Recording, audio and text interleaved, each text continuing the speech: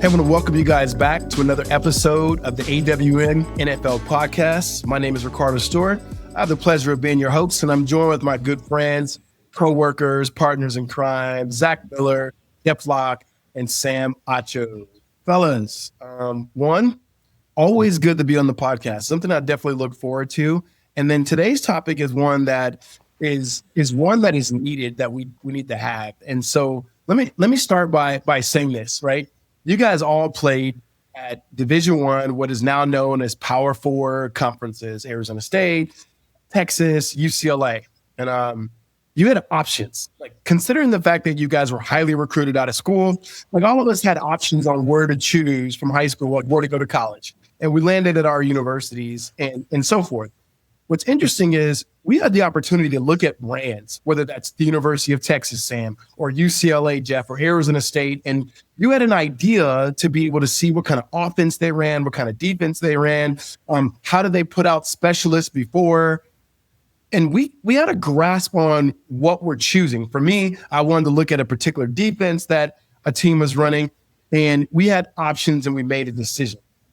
When it comes to NFL players, and particularly our space, when I'm talking about our space, I'm talking about the broad financial scope of what people refer to as financial advisors, is that NFL players have options. And I'm not even really sure if they realize the many options that they have and the pros and cons or limitations and so forth of their financial advisors. So I want to be able to talk about, just the options. What comes to mind is, as kids, if we were lucky enough, we would have the opportunity to go to the Cheesecake Factory. And anybody who's ever been at the Cheesecake Factory knows, you look at that menu and you're just like, there are so many things on there that you just go to what you know. Hey, I'll just do a cheeseburger, maybe some bacon on it, and so forth. And I feel like that's what happens when it comes to choosing advisors. And so let me just start first with you, Sam.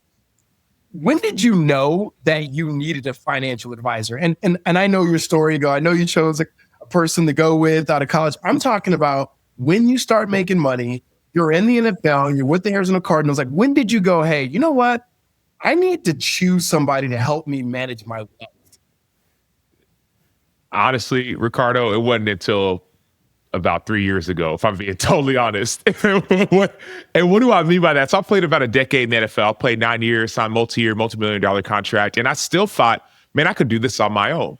And the reason I thought that is that a lot of the advice that I felt like I was receiving, it felt very much like, okay, what are you not telling me? It's like, okay, well, you're just putting me in a 60. Okay, are you risky, Sam? Are you not risky? It's like, okay, what are you doing? What are you actually doing that's actually providing value? Okay, let's do taxes. Oh, well, you're going to send me to somebody else to file my taxes. What value are you providing? But it wasn't until the last several years since I've been in the industry, I'm realizing, oh my gosh, like I didn't realize I could have directed the investments in my retirement. Like everybody checks the box, at least NFL player, okay, max out your 401k. It's a 2-to-1 match. And in the NFL, it's the best thing you could do. And I did that and I thought it was dumb, but it's like, no, you're not going to touch that for 4 decades, for 3 decades, you could actually direct that. Oh, wow. You could actually have an individual retirement account. Like I didn't realize any of these things until the last several years. And I think a lot of that is by design, and we'll get into it a little bit later, but the importance of, I wouldn't even call it a financial advisor, to be honest, because some financial advisors aren't telling you, because it doesn't benefit them, what you need.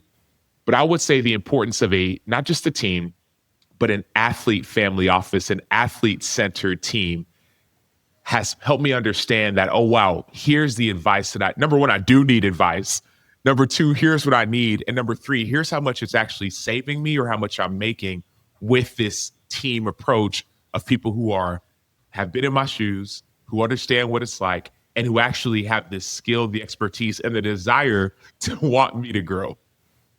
That's good. Rick, mine was much more simple than Sam's. Sam's put a lot of thought into this. Mine was literally, I got that first check, right? I got drafted, signing bonus is coming in, got this money sitting in my account, and I'm like, yo, I've never seen this much money in my life sitting in my account because I was in college, right? Doing a stipend check.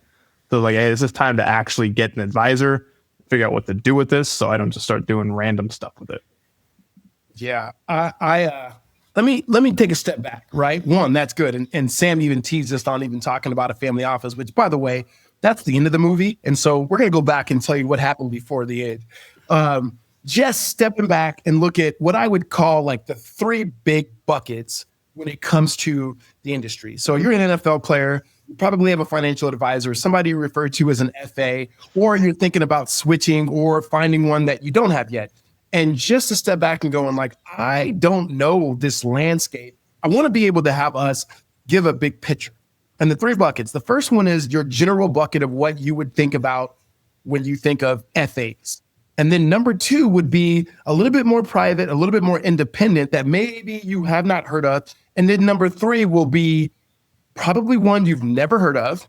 It's the smallest, and yet what's best for ultra wealthy NFL athletes. And so Zach, I want you to tackle that first bucket. Like when most people think of quote unquote FAs or financial advisors, what are they thinking about? How many are out there? Just kind of rattle some things off for us.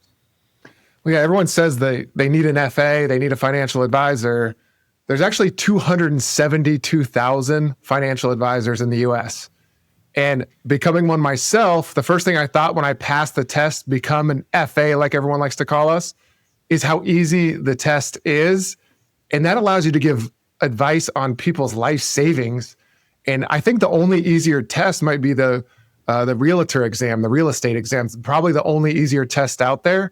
So there's just a lot of advisors that are legally allowed to give advice, and there's a very little barrier to entry, or it's just too easy to become. So any advisor that's serious about being able to give financial advice is going to be a certified financial planner. But there's also 103,000 certified financial planners in the United States.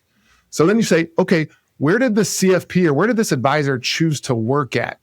Okay, now you have Wall Street firms, and that's where most financial advisors work. They work at the big ones, your Morgan Stanleys, your big banks, your Wells Fargos, your Chase, those places. And so that's where most of them are. And they advise on people that are 55 plus with a couple 100,000 they hope to retire on. And that's the majority of all advisors out there. And those guys do try to work with athletes. It's just not a great fit. So then when I was looking around, I looked at RIAs, registered investment advisors, fiduciaries that can give the best advice to the clients and not have conflicts of interest, at least at most RIAs. And then, like you said, that third bucket is that family office world. Problem is you got to have a lot of money. That's why no one's ever heard about them. That's why I didn't hear about them when I was an NFL player. There is a money requirement for them to make financial sense. Sweet. Jeff, if you could speak more to that second bucket. And what I'm thinking about now, Zach mentioned it, this RIA, and particularly the men and women who could be your advisors that have that certified financial planner. And maybe add this to it, Jeff, is kind of what's the general difference between what Zach talked about and the Wall Street and the big firms that we know about as opposed to these particular firms? Yeah, it's tough to sometimes tell the difference. Like literally you look at someone's website, you look at someone's business card, like you don't really know what you're looking at. So the way we think about it and what happens in our industry is advisors start at the big banks, right? They're going to start there on Wall Street. At some point, the story is they kind of get fed up with how things operate within the firm. They don't like it. There's a couple of things they don't like. One is sometimes they have to push certain investment products that necessarily the client might not need, might not be best for them, right? They're limited in what kind of advice they can give. Maybe they want to give certain advice on your trust or your LLC or your NFL benefits, right? And they can't do it. They're not set up that way. So a lot of them leave and set up their own RIA that Zach's talking about, that next bucket, because the big difference is they're allowed to give advice on more stuff, right? Simple as that. Still can charge the same way. They charge a little bit different. The way they charge fees, totally different conversation, but it's really just they want to deliver more advice in the RIA space, right? But then we're going to get into this. Like not every RIA is built the same, right? They're all going to be independent. They're not going to be attached to the big banks, but they're set up differently. And most RIAs, unfortunately, still are not specialized, and they still just work with people that are 50, 55, 60, going into retirement, right? They're still advising the same type of client, maybe with just a little bit more money than the ones most advisors work with back at the Wall Street firms. So let me ping it back to you briefly here, Zach. And what are like limitations that NFL players need to be thinking about or aware of when choosing broadly an advisor, especially particularly the first bucket that you talked about? I mean, one of the biggest ones is the tax advice. A lot of our RIAs are still not looking at the tax piece, and every NFL guy is in the highest tax bracket. Taxes matter massively, and if you don't have that as part of your advice, you're going to miss out on possibly millions of dollars in tax savings or overpaying on taxes. Like in my situation, that you should demand that from your advisors. They should be able to do everything as an NFL player in-house. And then also some of them still don't look at the NFL benefits, or they don't do a great job. Jeff and I were just on a meeting with a guy, and he has an advisor at an RIA, and he was not invested the best way possible, given the fact that he's supposed to have comprehensive advice in his NFL benefits account. And we see it time and time again. Those NFL benefits are millions of dollars of value that should be incorporated into that entire plan. It's those taxes and those NFL benefits are massive. Sam, why do you think players don't know about these options? And particularly as it relates to, the options of who they can choose to manage their wealth, to help them grow, sustain multi-generational wealth. I think the reason is pretty obvious. Going back to Jeff's story of when he first got drafted, I remember first got drafted, and essentially I got this big signing bonus, right? 6-figure signing bonus. And I went to go deposit it into my bank, into Chase Bank. And they looked at me a little bit confused because I'm giving them this hundreds of $1,000 check into a college premier checking account, like a CPC checking account. But come to find out a few weeks later, they saw how much money was in my account. So all of a sudden they're like, hey, Sam, we could do your investment planning. I'll manage all your money. They're not going to tell me about all the different options or opportunities that are best for me. They're just going to tell me about the ones that are great for JP Morgan Chase. Same thing for a UBS or Morgan Stanley. I just use these names as Wall Street firms, right? Wall Street, meaning they're owned by, you can own stock in these companies. Well, generally speaking, it's not even about the person, but just generally about the industry or even a firm. They're going to tell you best. Let me put it this way, right? I have a friend of mine who works at a car dealership, and you might be the best car dealership that you could think about, right? Let's say you love Range Rovers, right? Let's say you love Mercedes. Well, if they work for a Range Rover, they're probably going to tell you about the best Range Rover, but they may not tell you about the best other car that's available because they get paid by Range Rover. Same thing by, let's say it's a Mercedes, right, man? You might love, I love cars, man. Okay, you go to a guy who's at a Mercedes dealership, they're going to get paid and incentivized based off of telling you about Mercedes. Could be the nicest dude in the world, but they're not likely going to tell you about it, man. I know I'm at Mercedes, but man, you got to go check out this Aston Martin, or whatever you want to call it, or the Highlander, no matter what the car is. And so I think the reason why most athletes don't know about these different options is that the industry is not set up for them to know about different options. It's not set up for an athlete to know about a failure or a missed opportunity that a company may have, right? So for example, if there's an opportunity for you to win when it comes to benefits, but a company cannot legally give you advice on benefits, they're not going to tell you that. It's just going to be like, well, hey, this is what we do. This is kind of how it works, right? And then you'll look at like, oh man, okay, well, I see this is a company that's been around for a long time, and man, they have a lot of successful people. That's got to be the way to go. But I know I've been in situations where I've been like, man, it feels like something's missing, or it feels like you're not telling me something and I can't quite put my finger on it. But as you start to peel back the layers, you realize, oh, okay, you're not incentivized to give me the big picture. You're not incentivized to tell me the whole story. And so that's, I think, why certain athletes don't know about all their different options, because the system isn't set up for you to know about all the different options. Sam, the only thing I'll add there is just think about the marketing budgets that these giant banks have also, right? It's like the analogy we use a lot is like comparing it to gyms, right? When I'm watching TV, when I'm streaming, I'm seeing ads for LA Fitness. I'm seeing ads for Golds. I'm seeing ads for all the big gyms. And then when you think I need a gym, that's the first thing you think about. It's the same thing with the Wall Street banks, right? They spend billions of dollars a year making sure the second you think about, hey, I need an advisor, they're the ones that have been ingrained in your brain for decades by being on those ads, right? RAs aren't going to have those giant ad budgets, even though they're probably going to deliver better advice to your situation. If I could just real quick, just piggyback quickly, Jeff, to that point too, is like, you might have that big marketing budget, but that doesn't mean you're best for me. No. Right? You might have this biggest marketing budget in the world, right? You might have, oh man, I see their names on the side of buildings. That means they got to be trustworthy, right?